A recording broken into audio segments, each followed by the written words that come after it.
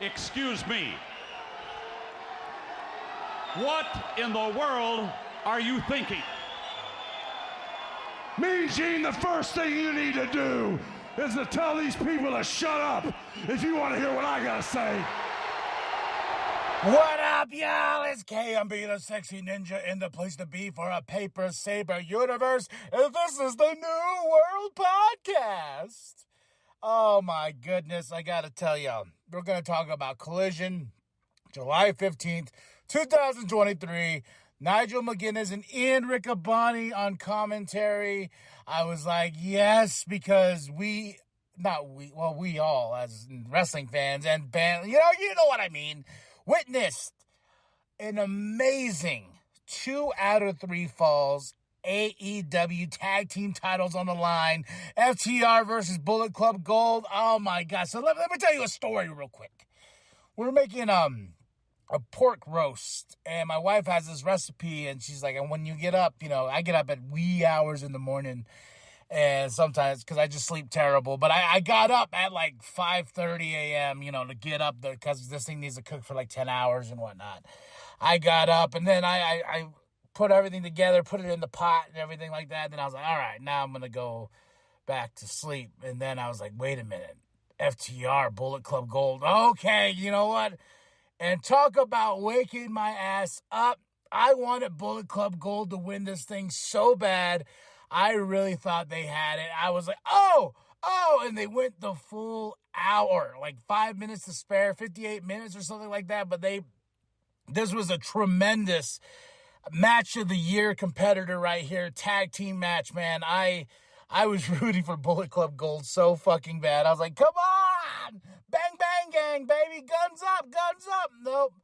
FTR got the win, and at first, I was like, fuck FTR. But I was like, but not fuck FTR, because I like FTR. So, that's how heated I was, because I was like, such a great match to electrify everything in my being.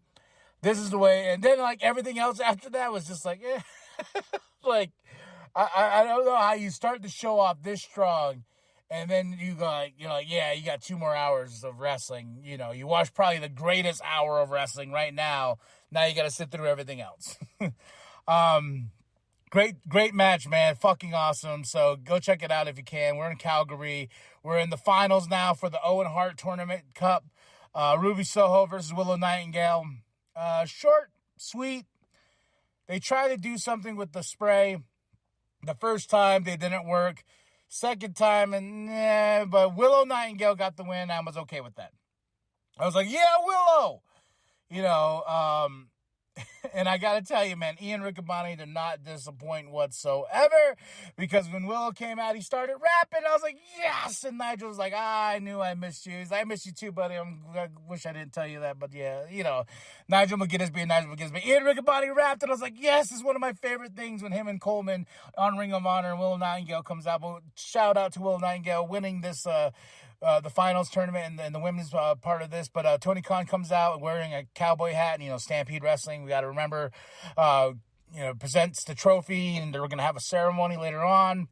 Then Tony's backstage, with a QT TV crew and QT Marshall and everything like that. And QT's trying to apologize to Hobbs. This was last week. And he's like, hey, I'm so sorry. What happened, man? And Hobbs is like, well, and QT's like, what do you want me to do? Beat up the biggest man impossible? And, and Hobbs is like, yeah. And walks off, basically. Kings of the Black Throne versus Squash Gang. With Julia Hart. The only best part about this was Andrade coming out. And Andrade being like, my mask. I want my mask. And Malachi Black having it right there. He's like, I got your mask. Now the men's final in the tournament for this Owen Hart tournament and everything. CM Punk versus Ricky Starks. A lot better than I expected it to be. I think Ricky Starks is going heel because he used the rope and he dismissed Liger. Like, he walked up to the thing, and all of a sudden he's about to get the trophy. He's like, yeah, get the hell out, get my trophy. Walks out. And he used the rope to get the advantage over CM Punk, and that crowd, man, they were split in half.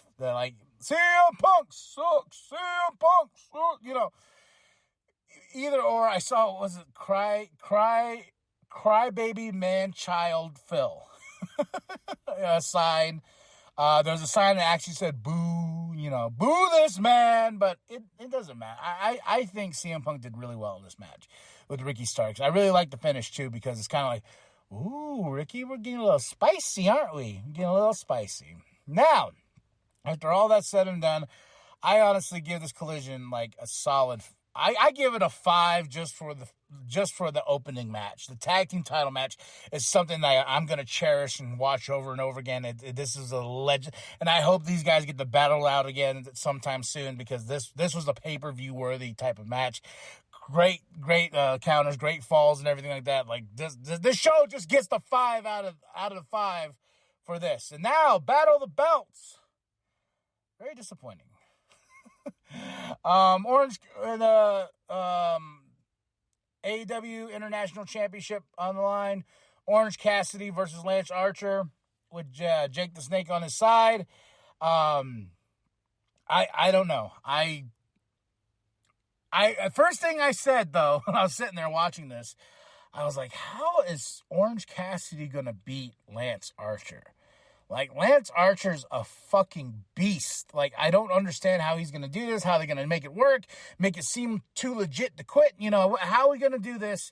And it ends in a count out, you know, and I like the match itself. They had some really fun spots. Lance Archer just laying it in Orange Cassidy, you know, and I was like, I don't know where we're going to go. Then it was a count out. Like, they're on the apron of the rope. I'm not apron of the rope, on the apron on the ring and everything like that. And then the referee was still counting, and they're right there, and he's kicking his hand, and boom, and all of a sudden I was like, oh, they're going to battle that. Oh, ding, ding, ding. Count out. I was like, oh, that's it? And some weird thing with Jake the Snake, he was going to, like, I think DDT, Orange Cassidy, and Lance Archer was like, no, I want to do it myself. And I'm like, okay. I thought that's where the mess up was going to happen, and Orange Cassidy was going to get over Lance Archer, but that didn't happen. And the stuff with Jake the Snake, I was just very confused by all that. So I was like, okay, sure. You know. Then we have Tony in the ring. He calls out the Acclaim. They come out just so they can be like, yeah, we are getting our rematch against the House of Black for the Trios Championship. And all I can say, and it's next Saturday, and I'm like, oh, man, I'm sold now. Collision's sold. The whole week of wrestling is sold, but I'm even sold more. Next up, AEW Women's Championship. I was, look, stupid satellite went down in the middle of this match, and it's going to keep me so mad. Because, like, I was watching, I was like, oh, this is going to be awesome. I was looking forward to Toni Storm versus Taya Valkyrie so much. I was like, oh, yeah, this is going to be awesome. And then, like, halfway through, it cuts out, and I was like, oh. Then it cuts to, like, Hart versus Bambi, I think, from last week. And then it cuts back to Ian Riccaboni and Nigel McGuinness. Like, hey, sorry about that. We had a satellite issue. I was like, oh. So I watched the rest of this match on their YouTube channel. And I was just taken out of the moment. It was an okay match. Like this whole Battle of the Belts thing was okay, you know. Then they had the Owen Hart tournament ceremony. I thought they were gonna do something with Ricky, you know, saying something or doing something, but they really didn't. It's just like, yeah, here we go. There's a champs. Now cut to it, you know. Then we have the main event, the TNT Championship, Luchasaurus versus Shawn Spears. Luchasaurus. Oh, in the women's match, Toni Storm won, retained the title. Yeah, because Outcast help, Ruby, you know how it goes. TNT Championship, Luchasaurus versus Shawn Spears. Luchasaurus for the win. Surprise. But Scorpio Sky watches on. And I was like, ooh, Scorpio Sky going for that championship. But overall, I got to say Battle of the Belts 7. It's okay. And that's, you know, and I think after having such a banger of a tag team match to start this whole thing, it was kind of like, yeah, I'm going to be highly disappointed or just be like, yeah, that was cool, you know, throughout the whole show. So, there we go. I would give Battle of the Belts 2.5 out of 5, just because it's just one of those things I was just like, yeah, you know, and I didn't care for the Orange Cassidy Lance Archer finish. Tony Storm and Taya, the satellite going out and whatnot, that kind of threw me off in the match, and then the fact that I had to watch it on YouTube. I mean, it's not their fault, things happen, winter, or weather, or it's still winter up there, and it's hot as balls down here, But Blood and Guts is next week. Can't wait for that, and this is always the end of my week with Collision and everything, so it's a good time. All right, y'all, tell me what you thought of both shows. Definitely tell me what you thought of that tag team match, man. That tag team match was badass. Then after that, like and subscribe. Share it with your grandma. Share it with your grandma. Share it with the mom down at Walmart. I am KMB the Sexy Ninja. Go to ProWrestlingTees.com/New World Podcast. Get that sweet nWp logo created by Penta X. And that's it. That's all. And remember, the New World Podcast is for life, brother. Robinson had it scouted. Oh! White, Max Wheeler, breathe with the switchblade. The first fall.